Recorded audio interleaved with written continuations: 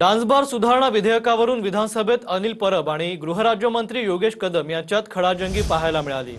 मंत्रीच dance bar चालवतो नाव न घेता परबांनी योगेश कदमांवर टीका केली आहे। तर राज्यमंत्री योगेश कदम यांनीही मंत्री डान्स बार चालवतात हे विधान कामकाजातून वगळण्याची मागणी केली।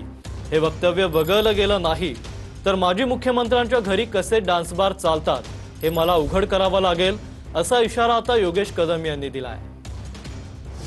तुम्ही कायदा करताय, कोणावरती करणार तुम्ही कायदा? तुमच्यात काय हिम्मत आहे हो? गृह खातं आहे ना तुमच्याकडे, हिम्मत आहे? अहो तुमचा मंत्री डान्स बार चालवतोय, मंत्र्याच्या आईच्या नावावरती डान्स बार आहे। 3 FIR झालेत त्याच्यावरती। काय कारवाई केली तुम्ही? खऱ्या आयुष्यात मी जाणार नव्हतो, परंतु जर तुम्ही आमच्या राजकीय पक्षाच्या कार्यकर्त्याला जर लात म्हणून उठवायचा प्रयत्न कराल तर आम्हाला देखील सगळ्या भानगडी माहिती आहेत। तुम्ही तुमच्या मंत्र्यावरती कारवाई करू शकत नाही, ज्यांच्या नावावरती लायसन आहे त्यांच्यावरती तुम्ही आतापर्यंत काही कारवाई केलेली नाही।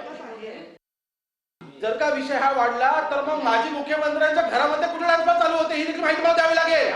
सर मला ती माहिती द्यावी लागेल। हा विषय वाढू नये, हा विषय वाढू नये। एक मिनिट सभापती महोदय, पुन्हा माननीय सदस्यांनी ते 2 मिनिटं विधेयकावरती मुद्दा मांडत असताना मंत्री डान्स बार चालवतात त्यांनी असा उल्लेख केलेला आहे।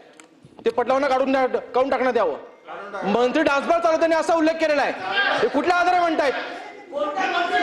आणि माननीय मुख्यमंत्री महोदयांनी चौकशीचे आदेश दिले असतील तर सभागृहामध्ये आपण जरा विचारावं मुख्यमंत्री महोदयांना विधेयकाचा काय संबंध आला? त्यांनी मंत्री महोदय त्यांनी कोणाचंही नाव नाही घेतलं। नाही, पण त्यांनी जो उल्लेख केलेला आहे की मंत्री डान्स बार चालवतात हे रेकॉर्डला काढलं पाहिजे आपण।